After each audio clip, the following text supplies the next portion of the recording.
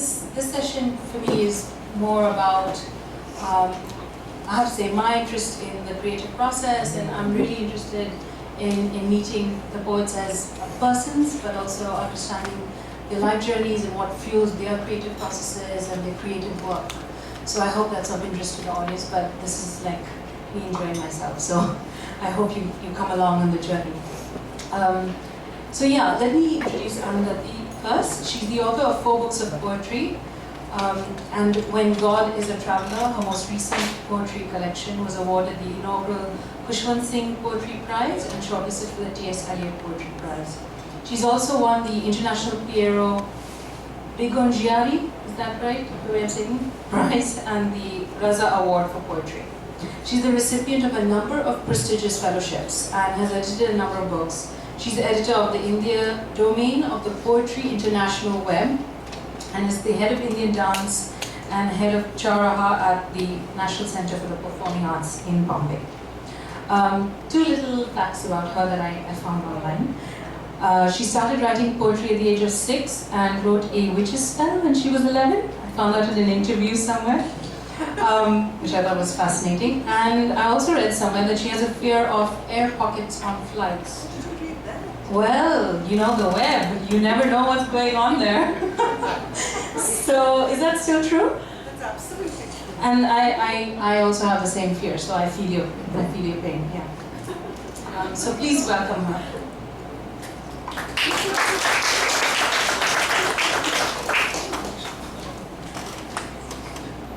Meena. Meena Alexander has written 8 poetry collections, of which Atmospheric Embroidery is her most recent and just out in India. Her works include the PEN Award-winning collection Illiterate Heart and Birthplace with Buried Stones. She's also the author of the critically acclaimed memoir Fault Lines, which I think you were just telling me is taught in Goa? In Goa, which is amazing. She has published 2 novels, 2 essay books on poetics, and 2 academic studies. Her poems have been widely anthologized and translated into several languages, including Malayalam, Hindi, Arabic, Italian, Spanish, French, German, and Swedish. They've also been set to music, most recently by Swedish composer Jan Sandström. She's won awards for the John Simon Guggenheim Foundation, Fulbright Foundation, Arts Council of England, and Rockefeller Foundation for a residency at Bellagio. She's currently Distinguished Professor of English at Hunter College and the Graduate Center, City University of New York. 2 little interesting facts about her. Her father was a climatologist for the Indian government, and she spent part of her childhood in Sudan and was enrolled in Khartoum University when she was 13, where she studied English and French literature. Is that right? That's amazing, yeah. Yeah, please welcome Meena. Thank you. So I'd like to just begin with, if you don't mind, asking each of you to read a poem, and then after you read, maybe share with us the inspiration behind that poem. Maybe if you begin, Meena, maybe also to give us a sense of very different styles. Thank you, Jessica. I'm glad you didn't delve into air pockets with me. I was terrified. I was waiting. Anyway, I'm delighted to be here. It's a great pleasure to be here with my dear friend Arundhati, who I hadn't seen in a few years, and to meet Jessica and be here in the company of old friends and new. Jessica particularly requested me to read a poem called Nuruddin, and it's part of a cycle of 4 poems which are in my new book, Atmospheric Embroidery. And these poems, which are sonnets, are actually based on drawings by children done with crayons on very cheap paper from the war zone of Darfur. And I actually got permission to go into the archives of Human Rights Watch in New York, where I found the drawings.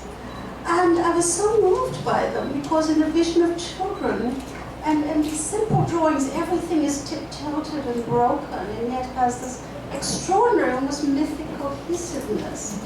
So these poems are written in the voice of several children, and Jessica wanted me to read Nuruddin.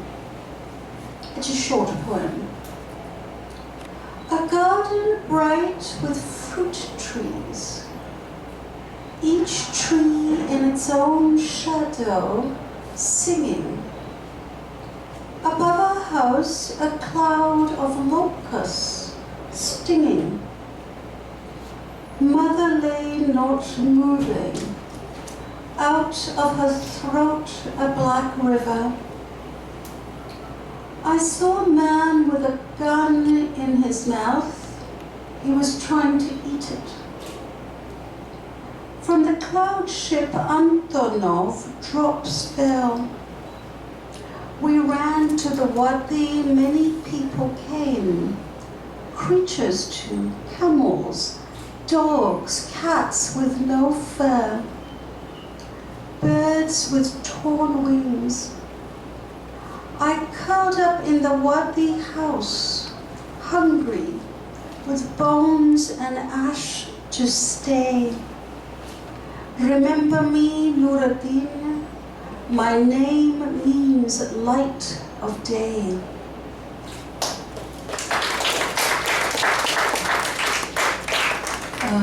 Thanks. So I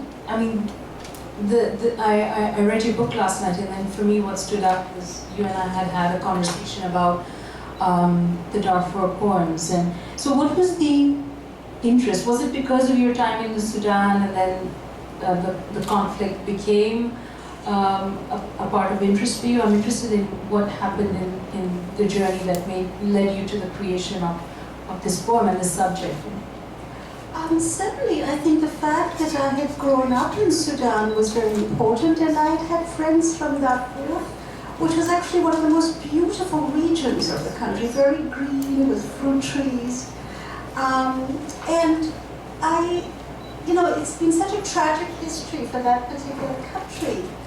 And I've also always been fascinated by the voices of children. And I do think that when I write my childhood memories of Kerala, and just the self that's a child comes out. And so I guess this cycle of poems represents a crossing between those two parts of my imaginative life. And there's a little quote from William Blake at the top of the cycle: "On a cloud I saw a child." So were some of the images, the woman with the throat cut open, was that something that the children Yes, a child it's had actually from the drawing with crayons. It's sort of amazing. There was a figure of a woman, and there was this black kind of river flowing out of her mouth. Yeah. I mean, out of her throat. Yeah.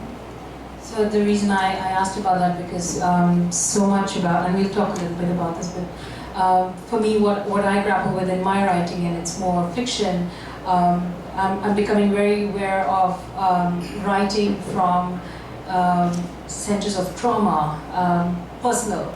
Like, so for me, that would be being an Indian, being a Catholic, being a Goan, being a woman, and many other things. And it's becoming aware, it's a different kind of shift in thinking that influences your work. So I'm interested in where, for a child to draw something like that, and I can imagine it being part of the child's consciousness for the rest of their life. But then where does that go, and does it ever find a mean of expressing itself beyond the picture? And so when I was reading the poem, it threw all those kinds of things up for me, which is why I asked you. Thank you for doing that, it's kind. Arundhati, I asked you to, I requested a specific poem as well. So it would help to give a context, and then I can tell you why the poem spoke to me as well. The poem that Jessica has requested is a poem that I read a few days ago in the inaugural session. So for those of you who heard it before, my apologies. It's a poem called Sharecropping. And I don't think there's very much I want to say about it at this point, other than the fact that it's a poem about, in my previous books of poetry, I've had poems to my sister, a poem to my grandmother, a poem to, various people I've known. It just felt like it was time to write a poem about perhaps the most intimate relationship in my life, which has been the relationship with my mother. And at the same time, it's fictional as well, the way all poems are. There is emotional truth, I believe, in this poem, but it's fictional on many levels as well. Sharecropping. I'm wearing my mother's sari, her blood group, her osteoarthritic knee. We voted for different men, same governments. In dreams, she plays among trees of rubber and beetle palm outside a home in Myanmar, while I scamper down dark service stairways in Bombay buildings, sharp with the smell of urine and kesar agarbatti, smoking out of the breast pocket of the 7th floor madman. She lusted after Devanand, I after Imran Khan. On television, both still sport headfuls of black hair. She treads nimbly across language. I vowel every now and then into mouldering inertias. I can come undone with muzak or a compliment. My mother's made of sterner stuff. Sowing the same dream in a different self. The cussed logic we both know behind eons of parenting. We talk Buddhism, Lata Mangeshkar, plot pedicures late into the night, and she watches me. Ancient peasant, canny harvester, her eyes bright with defeat as I grow stealthily into her body. Here it is then, the treachery of middle age, of love. It gets no closer than this, Mom.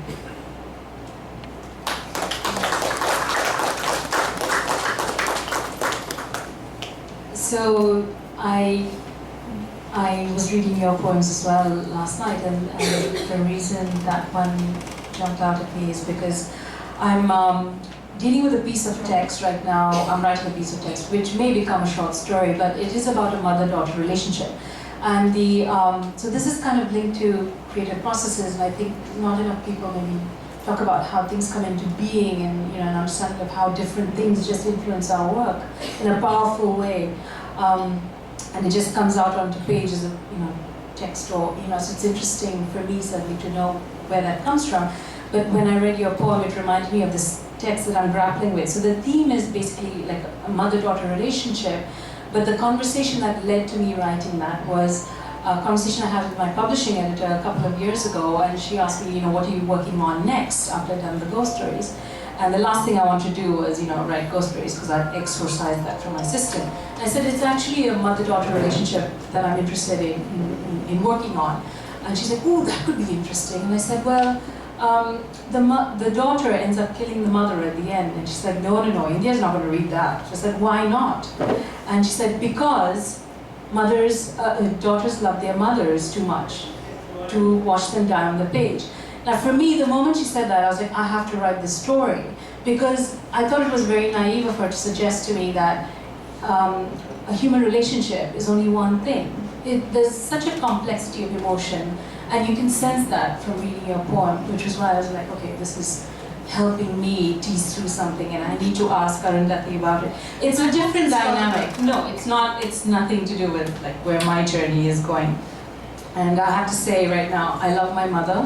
No, I don't think we need to get into that. Because, I was just this saying. is being videoed and she watches it, But there are tensions in, the same tensions that there will be in any relationship. And it's powerful, the relationship that you said. It's a powerful relationship, and I think in almost every other relationship I've known, I've been very aware of ambivalences of the kind that you speak of.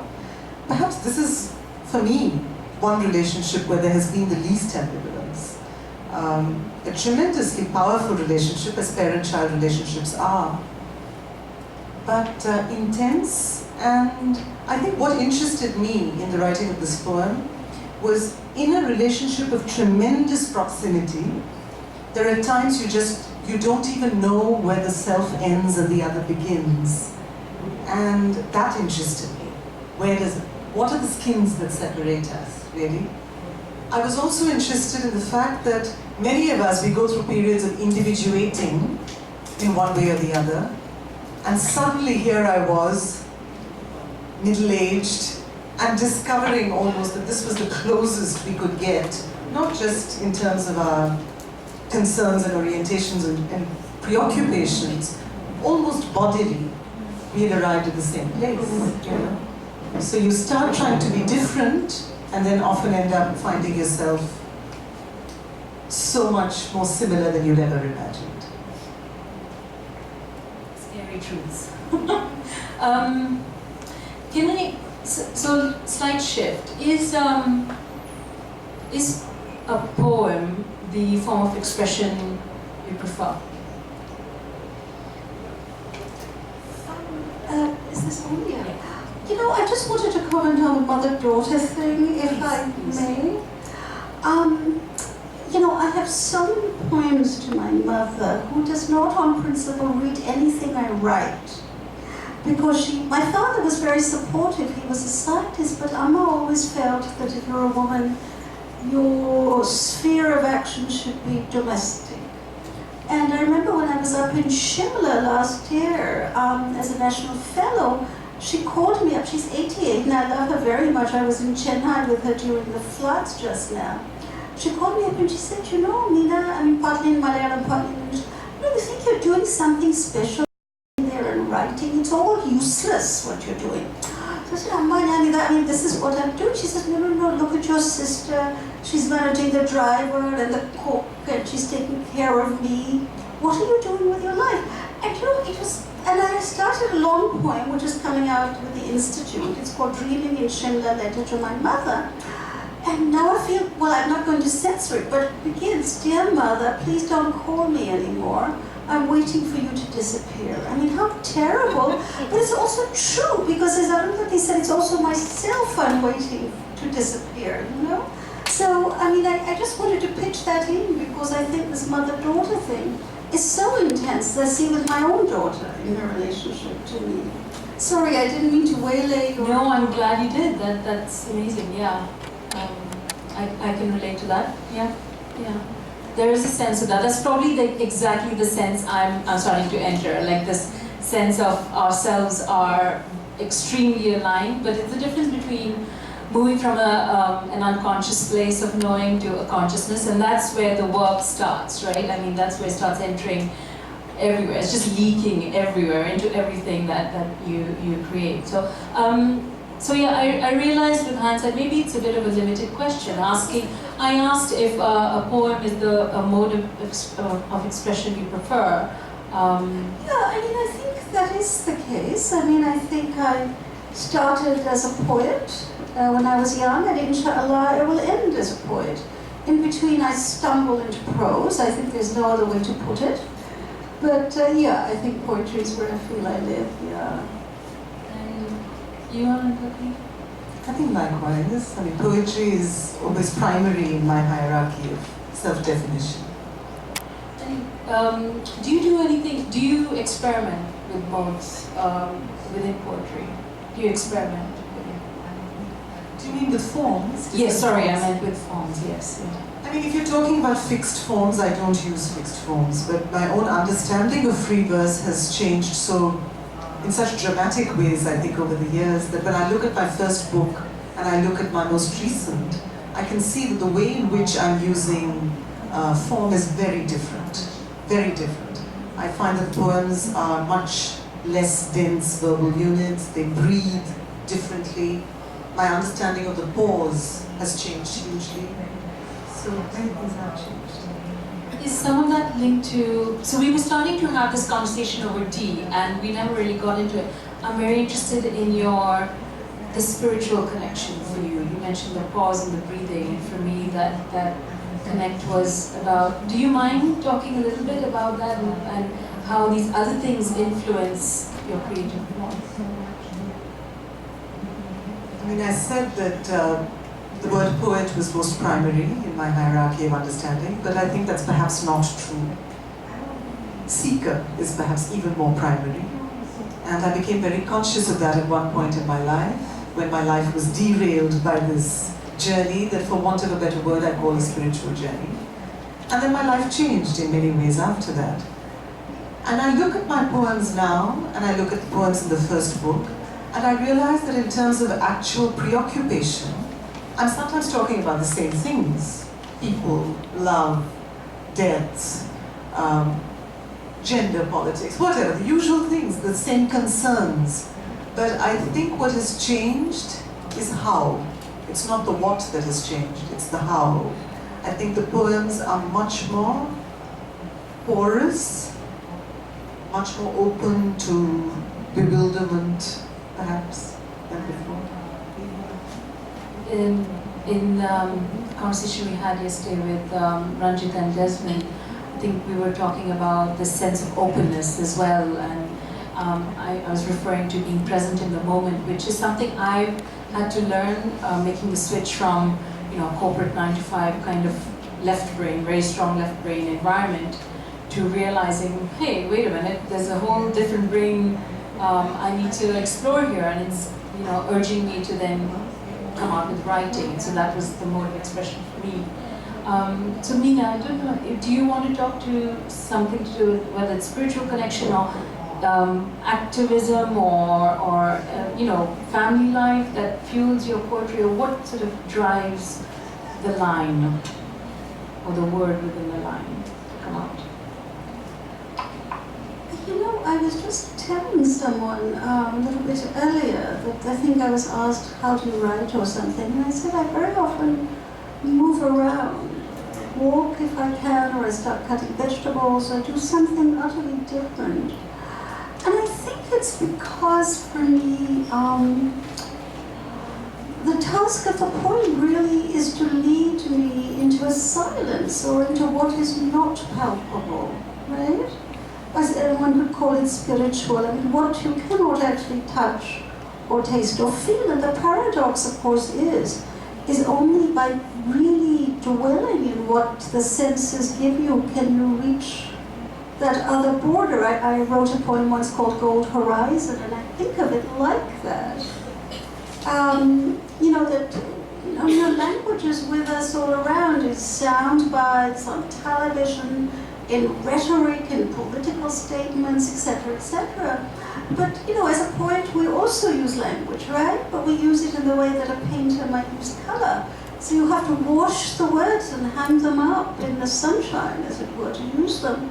And so I do think that what drives the poem is the poets being drawn to ultimately what cannot be said, right? But there's this enormous yearning, and I think that is spiritual. I think there is no other way of talking about it. And I think that is the drive, and I think one dwells there. It's a very precarious kind of grace, and it does settle on you, but then it vanishes. And if it didn't, I suppose one would not exist on this earth, and also perhaps one would never write again. Is there a daily practice either of you have, which sort of, like daily warm-ups that keep you in the energy of writing? Oh dear. That's fine. I'm laughing because I was just telling Arundhati when we had a little ice cream. Well, I had the ice cream, she had coffee. That We spent a lot of time sleeping. yes, that someone asked Arundhati knows my daughter that when she was 4, and I was at some reading in Mother Day, someone said, "When do you write?" And this child said, "My mother doesn't write."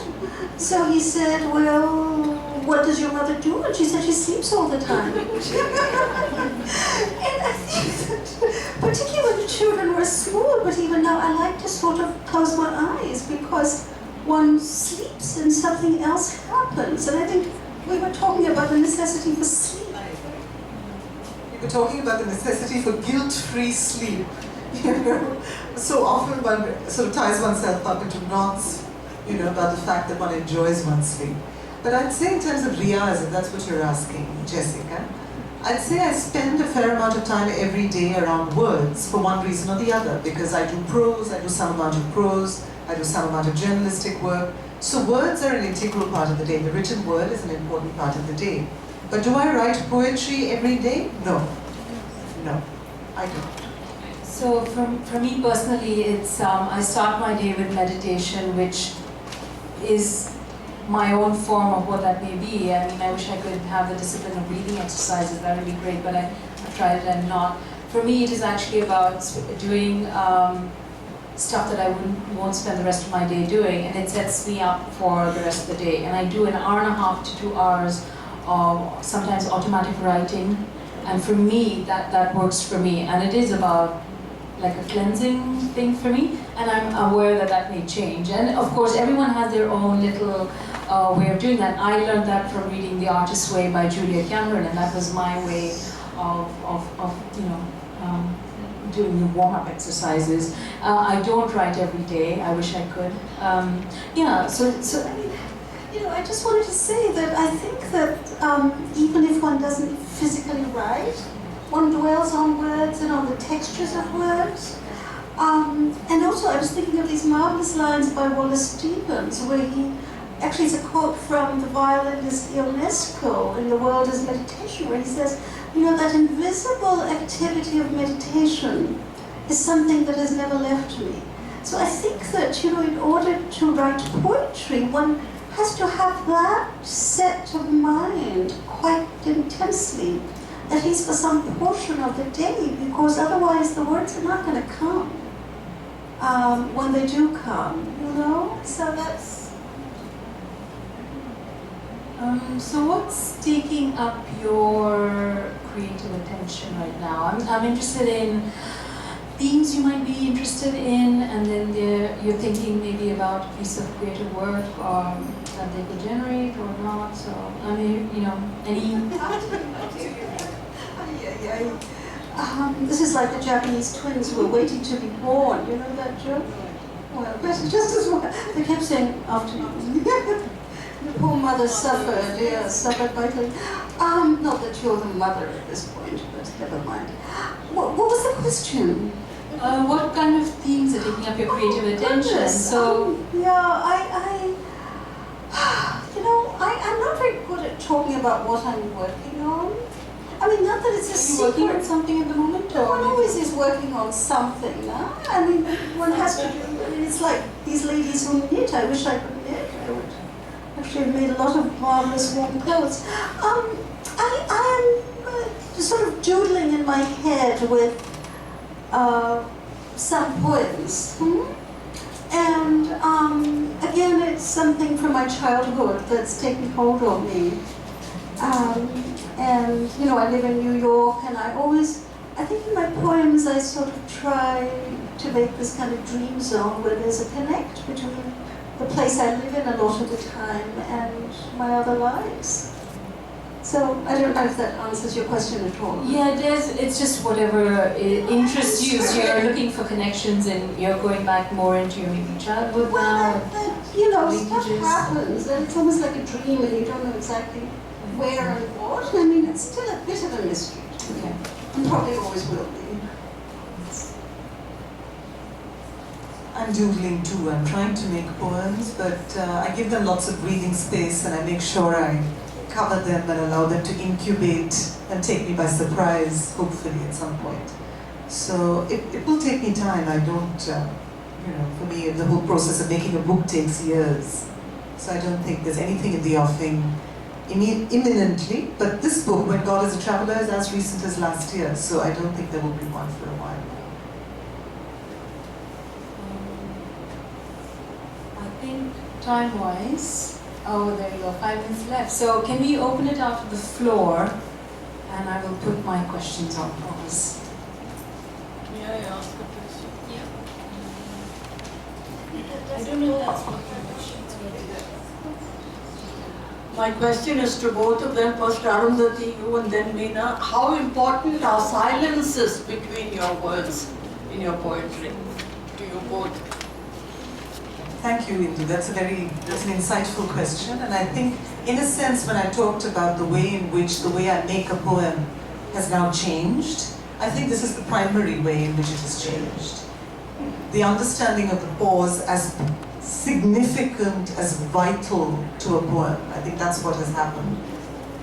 Only because it took me so long to fully understand that a poem is not just an intense or beautiful arrangement of words. It is in fact about an arrangement of word and pause.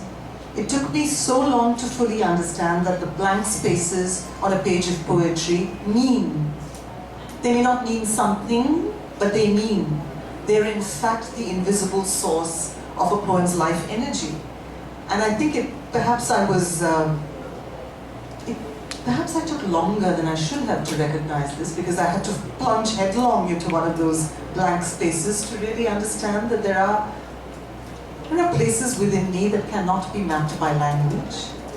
That was a humbling experience. And it continues periodically to come and trip me up. I realize now that you have to, in some way, try to make your peace with the pause, with those terrifying blank spaces.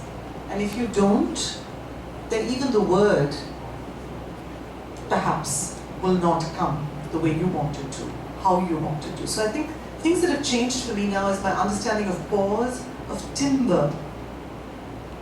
I think in those ways I can see the poems growing more into themselves.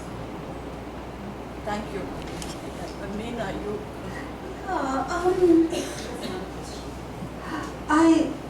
You didn't want me to answer the same question? Yes, please, for you. Yes, for you also, yes. So,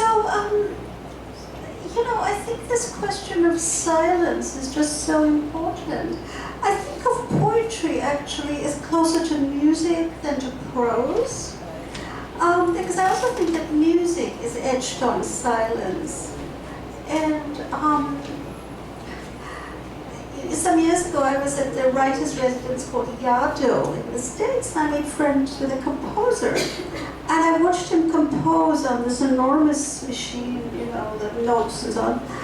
And I suddenly thought, my God, this is the way I write a poem. And much closer I felt than the way in which, I don't know very much about prose, but, insofar as I have some sense of how it works. And I think that, I know the word has a reference and music does not. And music exists in time, but poetry also exists in time, which is why the pause and the silences are so absolutely critical, right? Without them, the words actually would not have value. So I think that it seems to me that without silence, the art of poetry would not exist. Right. Thank you. So it is not with the poetry, regarding your memoirs. The stone-eating girl and the fire-eating girl, because I teach that your memoir. So when I explain, it is very difficult. So I want to know from you, were they real characters or just imaginary characters? Well, you're talking about Fault Lines, right? The memoir. I had my childhood. I used to spend 6 months in Sudan, 6 months in Kerala, go back and forth. And Kerala in many ways was really a very rich place for me as a child, emotionally rich in that way. And there was a woman sitting under a tree outside our compound, and she seemed to be eating stones. Now, whether she was or not is another matter. But I felt that she was, and I always had, I was raised on these stories from the Jataka tales, and it was, strange children who were always jumping through hoops and clouds and out of them and so on. So I always thought of something magical. And so I suppose the fire-eating girl is also like that, because I was very struck when I was 6. I went to see the Gemini circus in Kerala, and I decided I wanted to join the circus. Of course, that was one of my lost ambitions. But I was fascinated by these children who did all these elaborate things, like jumping through the air and swinging on a trapeze and so on. Okay, Gail and then Salil and then I actually have 2 questions to both Meena and Arundhati, as well as Jessica. For one thing, do you also believe, you talked about silences and meditation and calming down the mind to write poetry.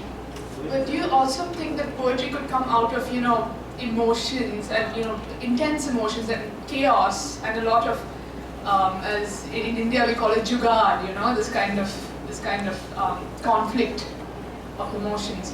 My second question is, especially in our country, we've got this, there's a certain marriage between sexuality and spirituality.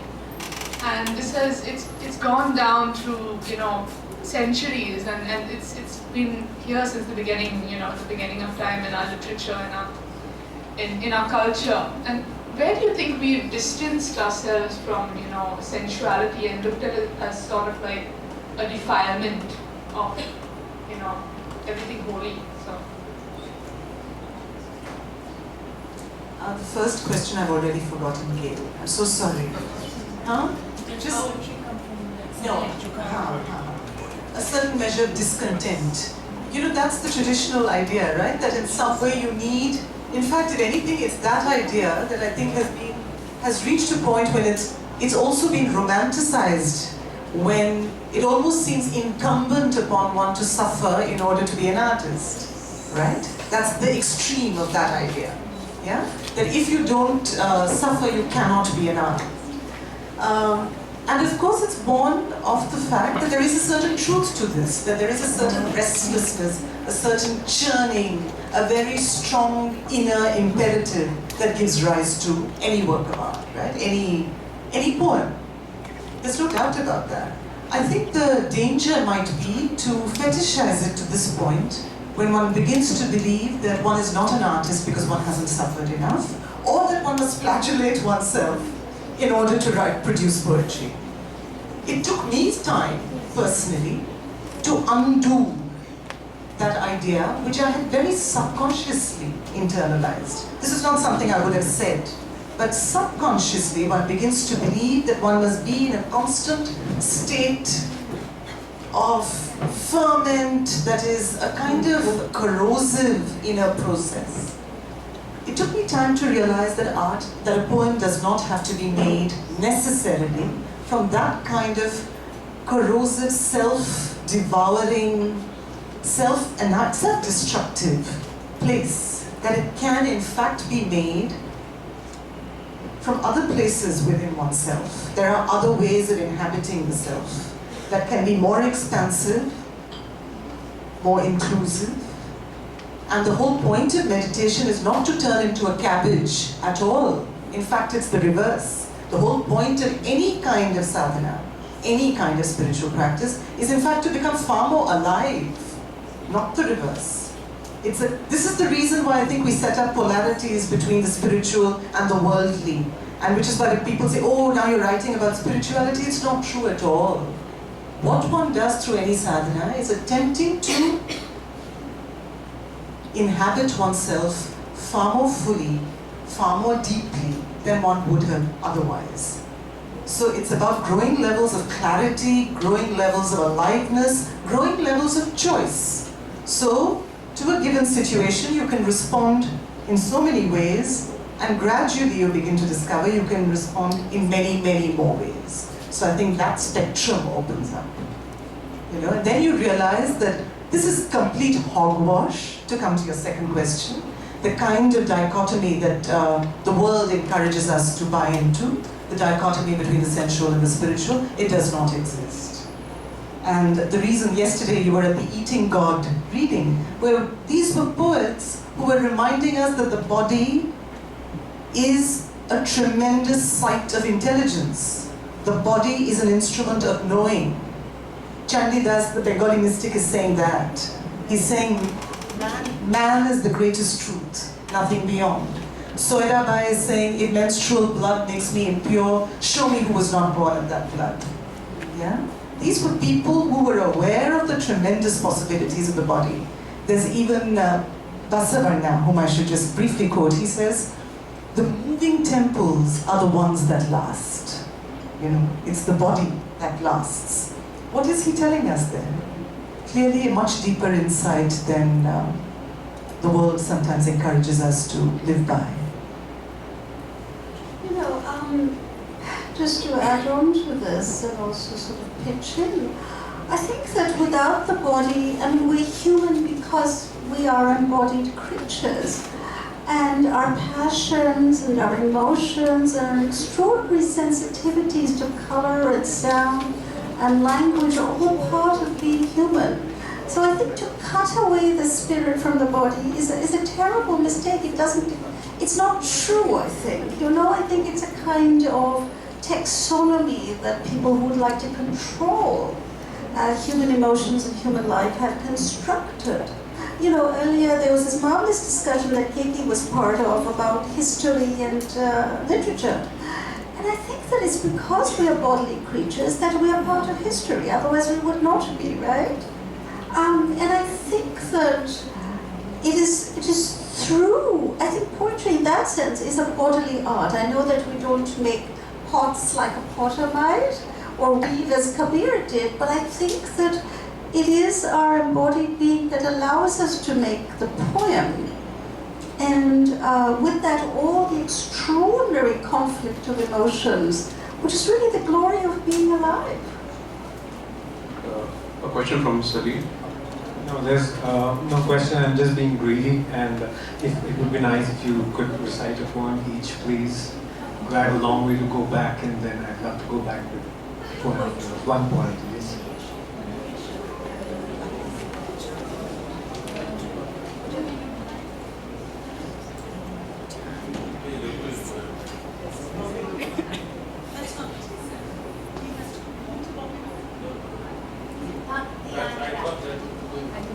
He said he has a long way to travel back now, so he'd like to be fed with something short and, yeah, energizing. She asked for a particular one, so that's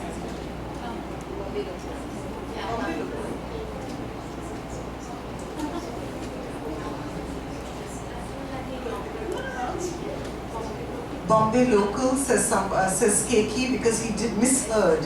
But if that's what you want, I will do. Huh. You asked for Bhakti.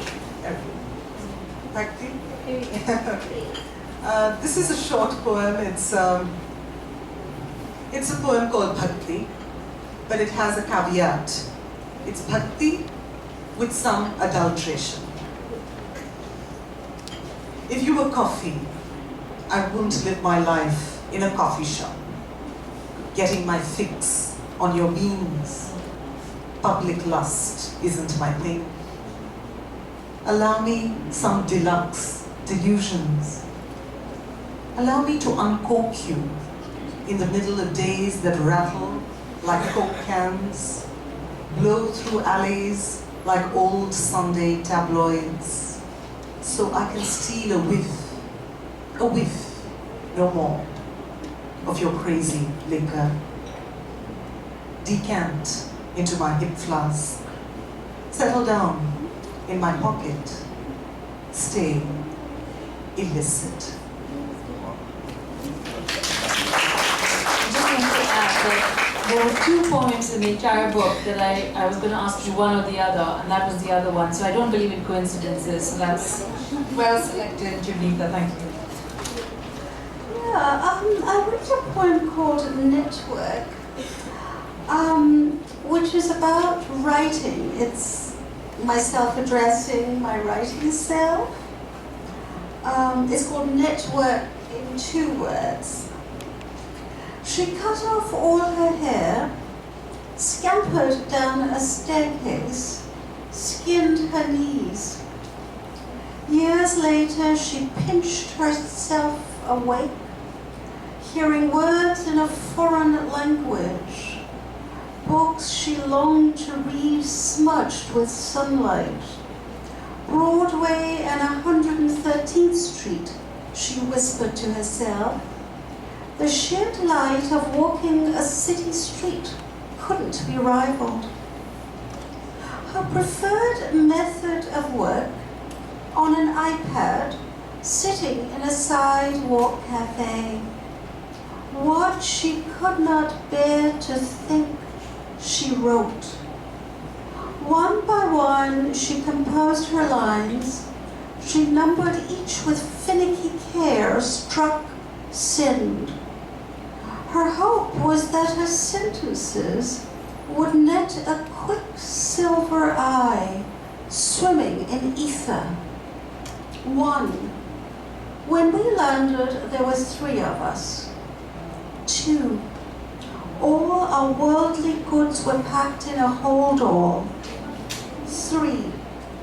Pots and pans cleaned with well water, and that was that. 4. Is this the third world country or is it not? Amma mumbled into her sari. 5. Trouser-wearing women were an abomination. This Appa knew. 6. I did algorithms hoping long skirts would not trap. 7. The river's so close. Can I swim to another shore? To end. Just a warm round of applause for both Arundhati and Meena for taking the time to be here and sharing so openly.